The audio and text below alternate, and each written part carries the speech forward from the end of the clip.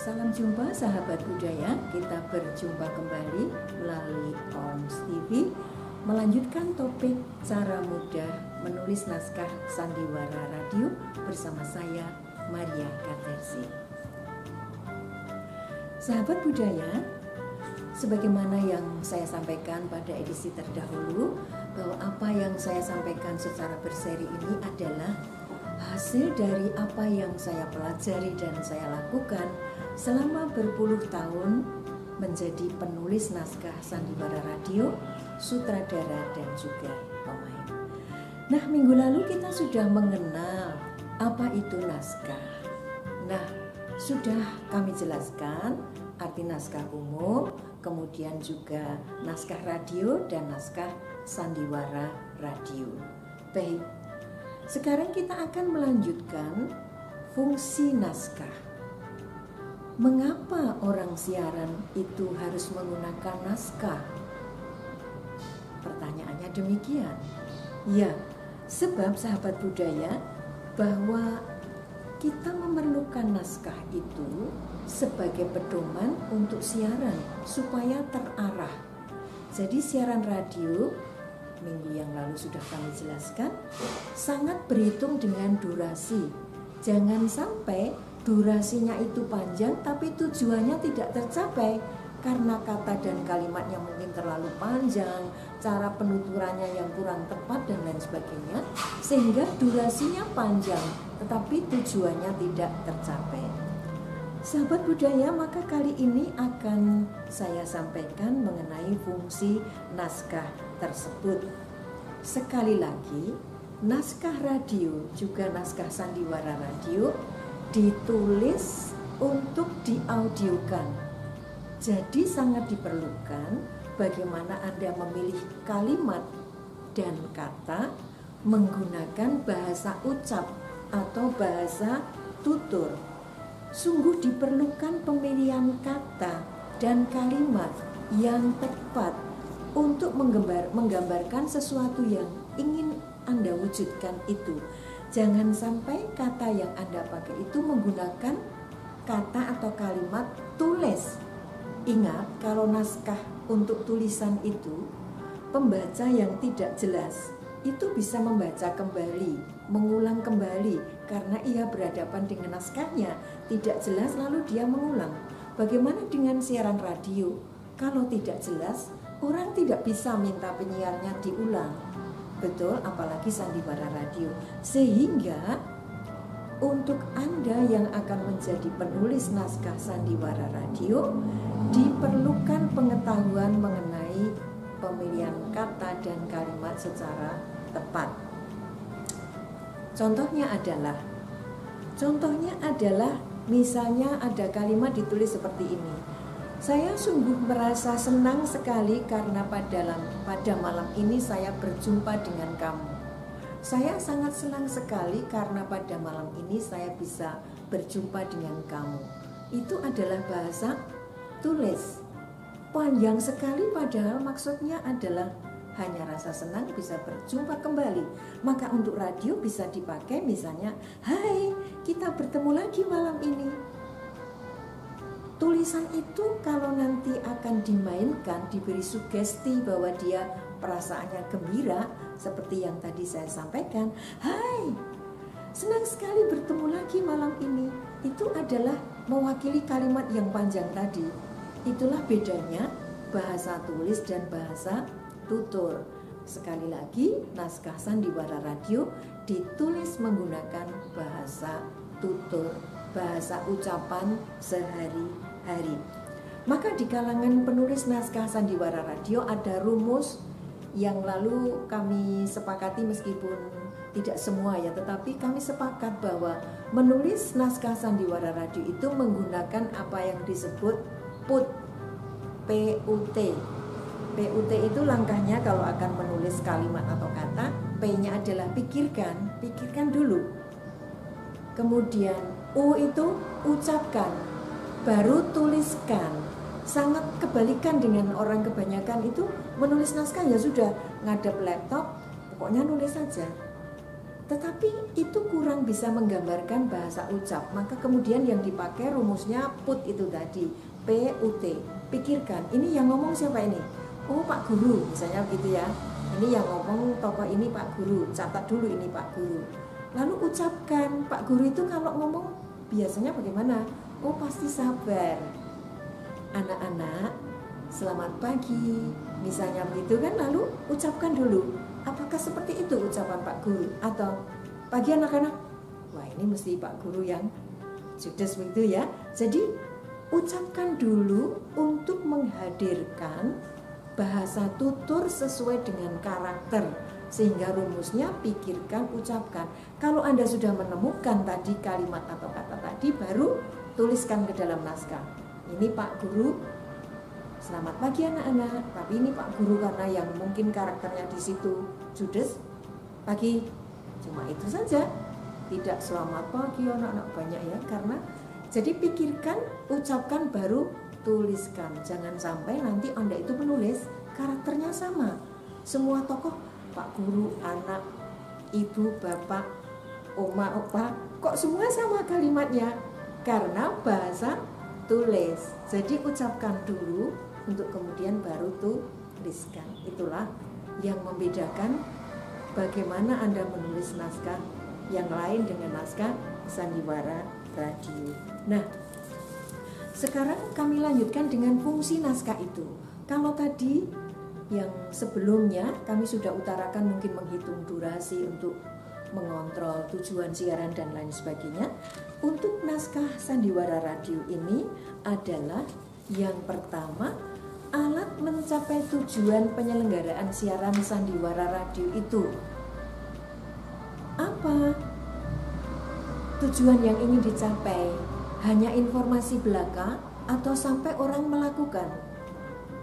Seperti itu kan tujuan. Kalau informasi biasa, misalnya bahwa hari ini akan terjadi hujan, sebuah berita begitu ya. Tetapi kalau kemudian mengajak sesuai dari informasi yang kami terima dari BMKG bahwa hari ini, nah itu kan sebuah ajakan bahwa Anda menyampaikan ini loh sudah ada prediksi, lalu Anda harus berbuat sesuatu. Seperti itu kan? Nah, naskah ini juga fungsinya seperti itu. Sejauh mana pesan yang disampaikan? Lebih banyak hiburan atau lebih banyak pendidikannya? Maka kemudian nanti akan kami bicarakan juga bentuk-bentuk dari lakon sandiwara radio. Ada yang jenaka, sifatnya hanya menghibur. Jadi pendidikannya sedikit saja. Bahwa kalaupun kita itu bergurau, tidak boleh sembrono, jangan melukai hati orang, itu kan juga pendidikan. Tapi mengemasnya dalam sandiwara yang dalam bentuk kocak, komedi, ada tragedi, ada latar sejarah dan lain sebagainya, besok akan kita uraikan juga. Yang kedua, fungsi naskah sandiwara radio adalah alat menyatukan pandangan dari penulis, produser, dan sutradara. Kalau tidak ditulis, dari mana mereka paham? Maka naskah itu kemudian difotokopi, dibagikan kepada semua pendukung. Pertama kali adalah penulis, produser, dan sutradara. Mengapa tiga ini dulu? Karena ini nanti masih bisa berubah. Andai kata ada sponsor. Sponsor menghendaki sosialisasi program A misalnya begitu ya. Tapi ternyata setelah ditulis, kok pesannya tidak muncul ya? Atau pesannya terlalu banyak ya. Jadi ini adalah dari produser, penulis, dan sutradara akan berunding. Maka alat menyatukan pandangan ketiganya itu harus terwujud di situ. Penulis menyampaikan, biasanya kan produser dapat sponsor misalnya ya. Kita akan membuat sandiwara untuk kepentingan ini, produsernya gitu ya, bla bla, karena dia yang tahu berapa mungkin ya, sampai episode berapa. Lalu penulis dengan sutradara berunding, sesudah ditulis disajikan dalam bentuk pertemuan gitu. Bisa saja itu harus dirubah sesuai kepentingan dari produser, atau sungguh-sungguh itu murni hanya untuk kemanusiaan ya. Jadi tidak ada sponsor, hanya untuk misalnya tentang faktor-faktor kemanusiaan, tolong-menolong yang umum saja. Nah seperti itu. Jadi fungsinya naskah sandiwara radio menyatukan pandangan produser, penulis, dan sutradara. Nah, yang ketiga adalah sarana komunikasi antar kerabat kerja. kerabat kerja produksi sandiwara radio itu banyak sekali. Tadi sudah ada produser, ada penulis, sutradara, pengatur lagu, soundman ya yang ngatur suara itu, yang ngurusi sound effect, kemudian ilustrator ya kan, kemudian pemasaran, kemudian siapapun yang ikut bekerja sama itu, pemain juga, mungkin announcer sesuai bentuknya. Jadi sandiwara radio itu kan nanti penyajiannya ada macam-macam, ada yang dimaksud dikemas dalam drama penuh, drama dengan pencerita atau drama monolog, itu nanti akan kita bahas. Tetapi fungsinya adalah sarana komunikasi dari kerabat produksi. Jadi operator sudah tahu, oh nomor 17 aku menyiapkan ilustrasi dari warung ke rumah, ilustrasinya seperti apa. Soundman juga, oh nomor 20 ini butuh suara motor merek A misalnya gitu ya, dikendarai ini dengan kecepatan sekian. Itu dia sudah tahu tanpa bertanya karena di situ sudah dituliskan. Maka sarana komunikasi. Kemudian D, menjelaskan bentuk penyajian sandiwara radio itu. Tadi sudah saya sampaikan, apakah sandiwara radio itu dalam bentuk dengan pencerita, drama penuh atau drama dengan monolog.